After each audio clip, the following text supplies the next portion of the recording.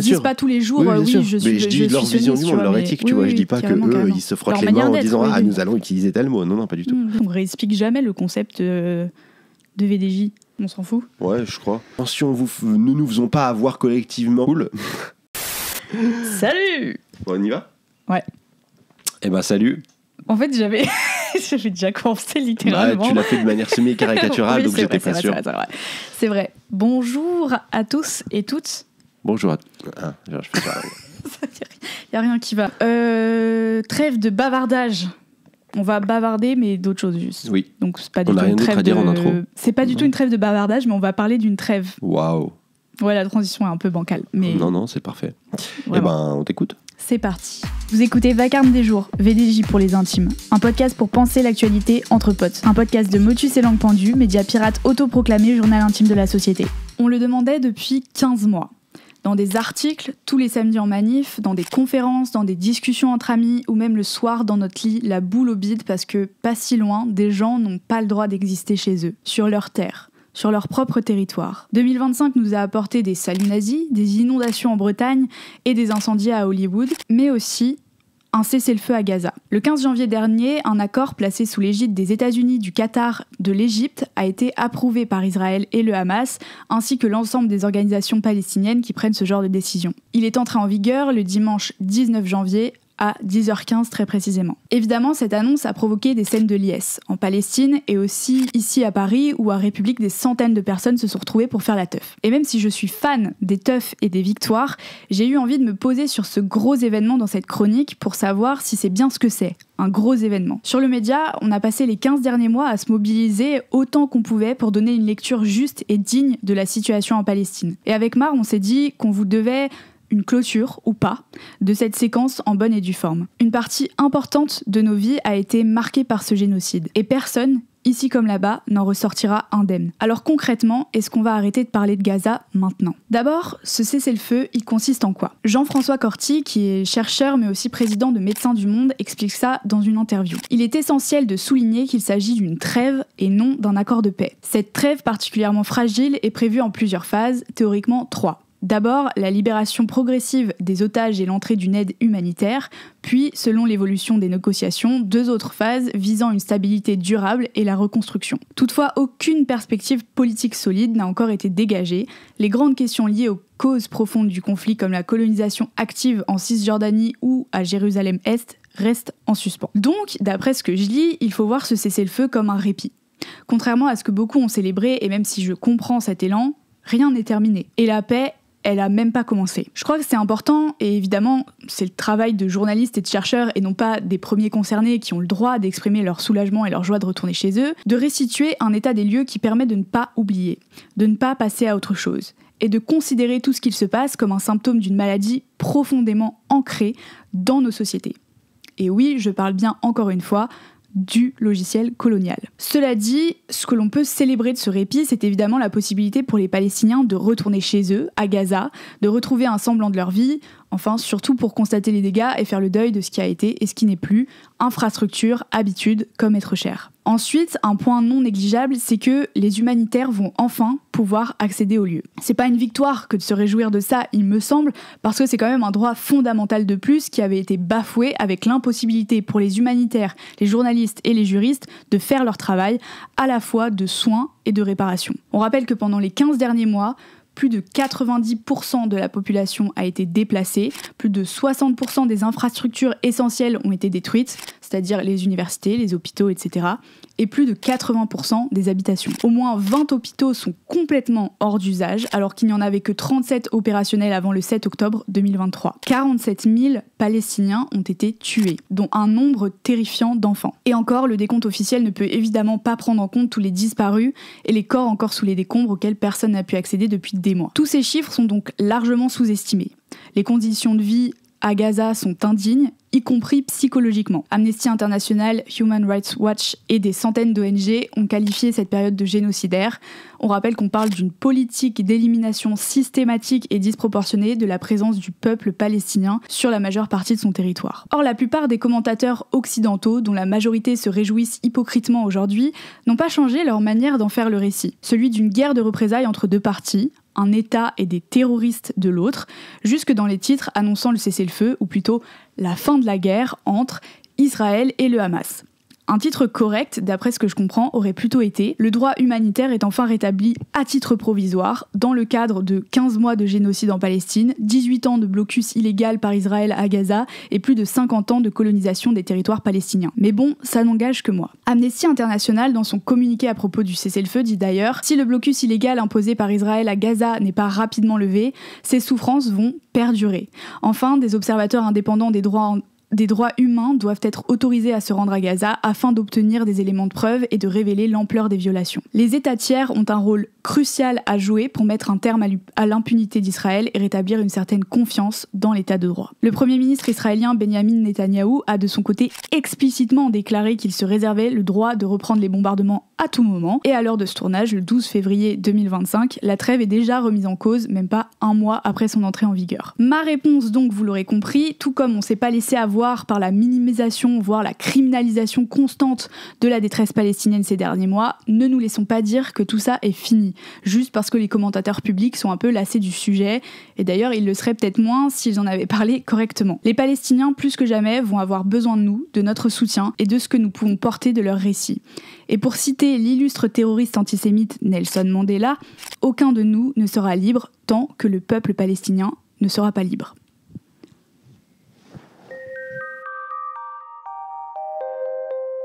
Eh ben, cool. Oui, oui.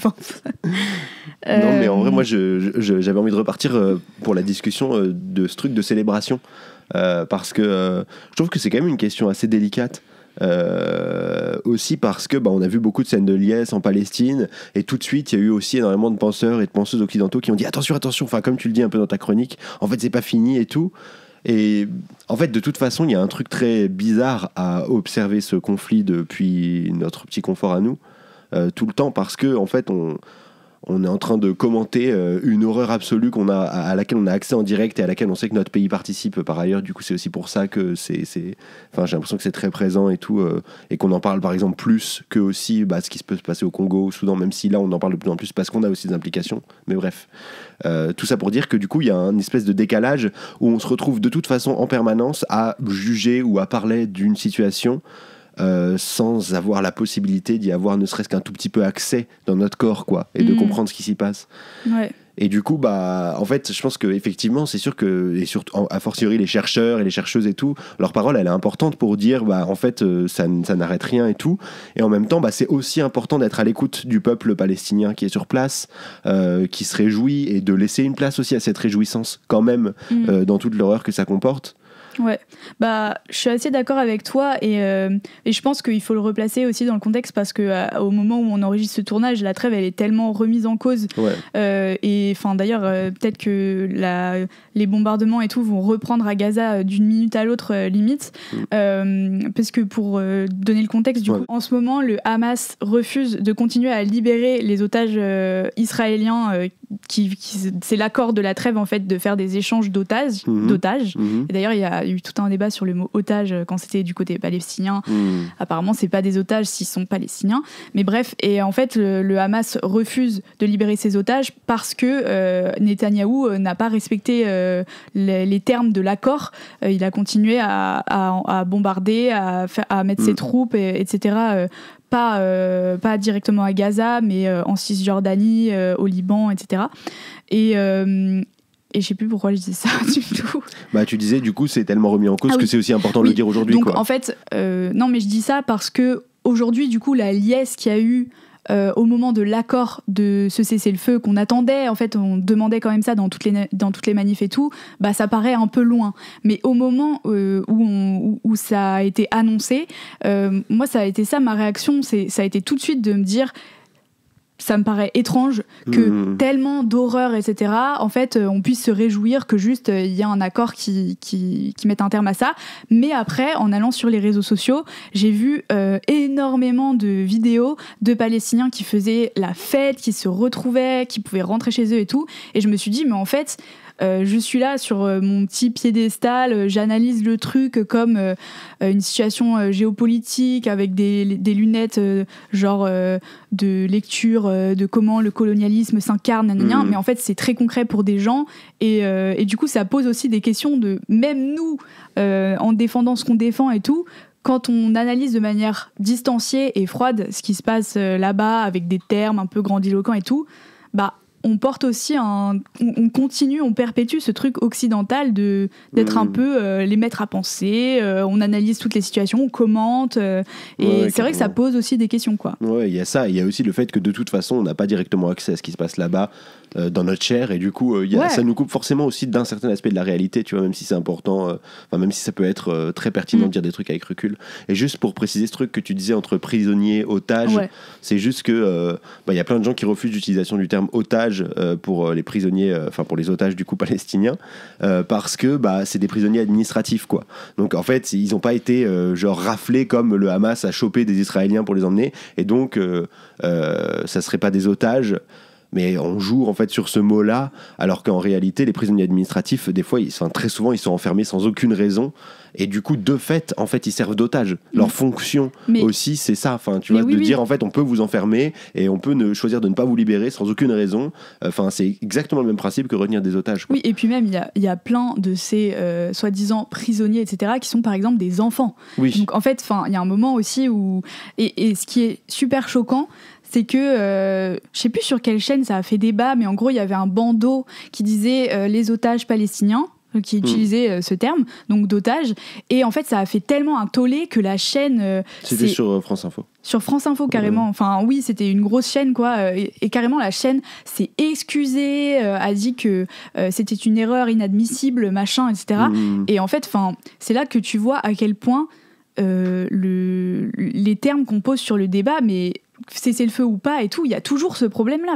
Ça n'est pas du tout résolu et c'est grave, quoi. C'est comme le mot antisémite qui a été tordu dans tous les sens. Là, c'est pareil. On voit que dans le traitement même du cessez-le-feu, il n'y a rien qui va, en fait. Oui, bien sûr, mais parce que il y a une grosse partie de la classe médiatique et politique qui est complètement dingue avec ça, en fait, et qui surréagit en permanence à chaque truc qui leur paraît pas correct dans leur vision du monde, sachant que leur vision du monde est une vision du monde sioniste et colonialiste. Donc, en fait, c'est un... Et juste, je voulais revenir sur ce que tu disais. Peut-être qu'ils ne le réalisent même pas. Ouais. Oui, ils ne disent pas tous les jours, je suis... Mais je dis leur vision du monde, leur éthique, tu vois. Je dis pas que eux, ils se frottent les mains en disant « Ah, nous allons utiliser tel mot ». Non, pas du tout. Bien sûr. Et aussi sur ce que tu disais sur ce truc de la liesse et tout, au-delà des Palestiniens et des Palestiniennes, genre ce que tu disais quand j'ai vu ça, je me suis dit ne nous laissons pas avoir, entre guillemets, c'est pas fini et tout, il faut rester vigilant à ça. Je suis d'accord, mais en même temps je trouve aussi que la mobilisation, elle a été telle pour une certaine partie, disons, de la jeunesse, de la gauche et tout, que en fait c'est aussi dans toute l'horreur que comporte cette séquence, c'est un moment de politisation fort autour de cet enjeu-là de la Palestine pour les gens. Et je pense que y compris en Occident, on va dire, en tout cas chez nous et tout, les gens qui se réjouissent de ce cessez-le-feu, ils le font avec le recul que tu as. En tout cas, pour la plupart, j'ai l'impression que, je sais pas comment dire, c'est un discours qu'on peut souvent avoir de dire attention, ne nous faisons pas avoir collectivement et tout, et que là, en fait, il n'y a pas moyen de se faire avoir parce que la désinformation a été tellement forte pendant plus d'1 an et les gens se sont tellement formés sur le sujet que je pense qu'ils célèbrent en conscience de ce que tu racontes dans cette chronique, en tout cas pour la plupart. C'était plus en solidarité, en lien avec les Palestiniens qui étaient heureux, en fait, à ce moment-là, de pouvoir tout simplement retourner chez eux. En fait... Mais juste pour finir sur ce truc de célébrer en conscience, mais là où c'est en même temps important quand même de le rappeler, c'est que de fait, ce que tu dis à la fin, les médias, ils vont... en tout cas, on voit là, on observe là qu'on parle beaucoup moins de Palestine, déjà qu'on en parlait peu, en tout cas en des termes... Maintenant, on en parle beaucoup ces derniers jours. Oui, là, on en reparle. Mais ce que je veux dire, c'est que faut rester vigilant à ce que ce sujet ne soit pas occulté dans l'espace médiatique global. Mais je pense que tous les gens qui ont milité et qui se sont formés là-dessus, en tout cas la plupart, de fait, ils ont été, par la force des choses, plutôt bien formés et en tout cas avec une vision assez précise. C'est ce que je disais même sur le média. Nous, on a ouais, de ouf, c'est aussi qu'on on parle de cette séquence et tout parce que ça a aussi marqué un moment important dans les mouvements politiques français, le militantisme dans lequel nous on s'inscrit en tout cas, etc. On a appris énormément aussi des choses qui sont essentielles. Et je pense qu'il y a aussi un truc par rapport au fait de se réjouir ou pas se réjouir qui est pas tellement dit, je trouve. Enfin, à part justement par des ONG qui traitent des cas de génocide. Et en fait, c'est la gestion du traumatisme collectif énorme qui va rester derrière. C'est en fait même si, et c'est pas du tout le cas encore une fois, mais si la paix était rétablie, en fait il y a aussi un truc, je veux dire, après, c'est bon, je sais pas si c'est très adroit de comparer, mais c'est un génocide aussi. Donc en fait, le trauma que ça a laissé, par exemple la Shoah en Europe, les blessures profondes que ça a générées, la psychologie que ça a modifiée dans des familles entières, etc. C'est quelque chose qui est encore présent de nos jours, la mémoire, tout ce qui est autour de tout ça. C'est des choses aussi qui sont malheureusement pas concrètes et palpables comme un immeuble qui est détruit, mais en fait psychologiquement, pour les Gazaouis, il y a quelque chose qui va durer pendant des décennies, quoi. Et du coup, il y a un entre-deux un peu bizarre où à la fois, c'est sûr que c'est hyper important de parler de ça en amont, de l'anticiper, de penser à le prendre en charge éventuellement et tout. Et en même temps, on n'est tellement pas dans cette temporalité-là parce qu'on en est tellement loin. Enfin, tu vois. Je sais pas, parce que par exemple, la détresse psychologique. Par exemple, quand je lisais cette interview du président de Médecins du Monde, c'était hyper intéressant parce qu'il disait que c'était quand même une très grosse partie, c'est-à-dire que des gens. C'est un bouleversement horrible qui peut se répercuter dans ton corps tellement c'est énorme psychiquement de conscientiser que tout ce que tu as connu a été détruit, rasé, les êtres humains comme les bâtiments, comme les rues, comme tout. Et du coup, il disait que c'était une urgence vitale absolue aussi de traiter psychologiquement de prendre en charge les gens en fait. Et en fait, contrairement à ce qu'on pense, bon, c'est vrai que c'est pas l'aspect gestion du trauma ensuite, mais il y a aussi l'aspect gestion de tout de suite maintenant en fait, qui est aussi vital que de traiter des blessures physiques. Mais c'est juste, je dis, on n'est pas dans cette temporalité parce que j'ai l'impression que ce discours, il est aussi compliqué à tenir vis-à-vis de déjà ce qui se passe là-bas. Et c'est, parce que en fait, déjà, c'est compliqué de défendre le fait de défendre un cessez-le-feu.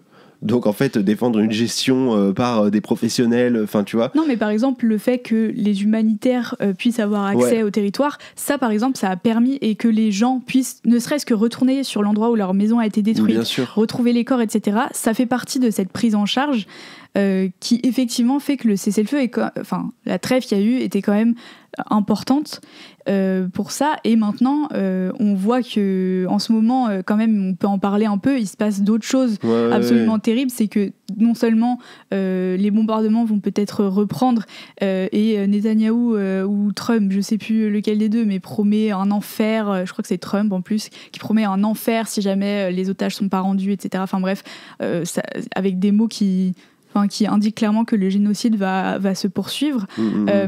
Mais il y a aussi toute cette histoire de Trump qui parle de French Riviera. Et on voit à quel point on est dans un... moi, je me dis, mais les mots sont aussi... la détresse que ça doit être pour des Palestiniens de non seulement craindre que tout ça reprenne, mais en plus de voir comment c'est des sujets... dont on parle avec absolument aucune considération pour leur dignité, moi je trouve ça etc. hyper compliqué en même temps on a le droit de se projeter autant qu'on peut, autant qu'on veut, mais genre je trouve ça hyper compliqué d'essayer de s'imaginer ça et de se mettre à leur place, parce qu'en fait il y a un truc aussi où de toute façon ça fait des années qu'ils sont complètement déshumanisés, ne serait-ce que par les blocus, la manière dont ils sont traités par la société israélienne et tout. Et donc en fait entre être genre le mal absolu et un ennemi de tous les juifs qui veut génocider tout le monde, ou bien une future Côte d'Azur, tu vois, en fait, je suis pas capable de m'imaginer l'état psychologique que t'as quand t'es en Palestine. Ça se trouve, tu vois, t'es en mode de toute façon, tout le monde est contre nous. C'est vrai que je peux pas me mettre à leur place, etc. Non, mais de toute façon, c'est pas un reproche. Mais juste, je trouve qu'il y a quand même autre chose dans le fait de dire que, je sais pas, par exemple, Israël mène, sa guerre idéologique contre les Palestiniens, etc. tu les considères quand même comme des sujets, tu vois, même si tu les considères comme des terroristes et tout. Je trouve que dans ce truc de on va faire de Gaza une Riviera pour touristes, juste on va enlever les Palestiniens, on les considère comme des meubles. Oui. Et je trouve que c'est de plus en plus explicite, et c'est bizarre parce que ça a coïncidé justement avec ce truc de trêve justement, que tout le monde a célébré. Du terrain immédiatement. Ouais, c'est ça. Enfin, en fait, c'est ça aussi. Et c'est ce que je disais tout à l'heure. Enfin, tu disais, il ne devrait pas y avoir matière à se réjouir à ce que les humanitaires y rentrent dans Gaza et tout. Et en fait, c'est pareil que ce que je disais tout à l'heure sur l'Aliès pour moi. C'est que les gens se réjouissent en conscience, tu vois. Mais du coup, le camp d'en face, il a aussi conscience de ça. Et donc, il est là à tout de suite regrappiller du terrain. Et d'ailleurs, on le voit même dans l'espace médiatique français où ça a mis un an avant que France 2 fasse un vrai sujet sur Gaza.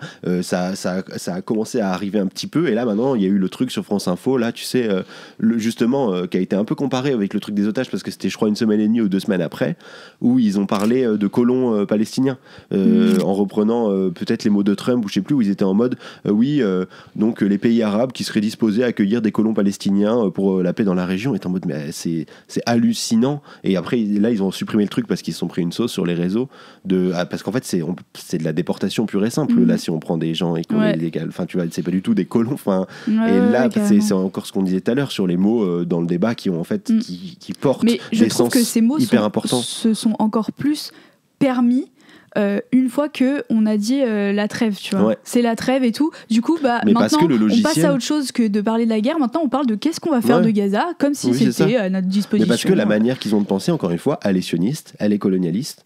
Et donc, en fait, s'ils acceptent qu'il y ait une paix, eh ben, cette paix, elle doit se faire quand même dans le cadre du nettoyage de la région. Donc c'est un nettoyage pacifique, on va déporter les gens. Enfin ouais, voilà, c'est ça. Mais en fait, ils peuvent pas intégrer une paix avec entente mutuelle. Enfin, en tout cas, c'est compliqué, quoi. Est-ce que d'autres choses non, je pense qu'on a pas mal fait le tour de la question. Ouais, de toute façon, on a pas mal fait, on pourra jamais le faire. Ouais. Alors qu'il est, quoi. Ouais, carrément. Du coup, faut suivre les actus de près, continuer à se mobiliser, bien sûr. Ouais. Et voilà, voir ce qu'il advient. Complètement. Et salut. Yes, à la semaine prochaine. À la semaine prochaine. Merci à vous d'avoir suivi cet épisode sur Gaza. Si vous voulez nous soutenir, tous les liens sont dans la description, notamment le lien vers notre page Helloasso. Et n'hésitez pas à nous dire ce que vous en avez pensé en commentaire, ou si vous avez des trucs à redire par rapport à ce qu'on a raconté. Quand vous le faites, on essaie de vous répondre quand c'est pertinent, on va dire, quand on juge que ça vaut le coup qu'on vous réponde. Soyez intelligents. Et sinon, on se retrouve la semaine prochaine pour une chronique pour un épisode même complet sur les feux à Los Angeles qui ont eu lieu le mois dernier. Bisous.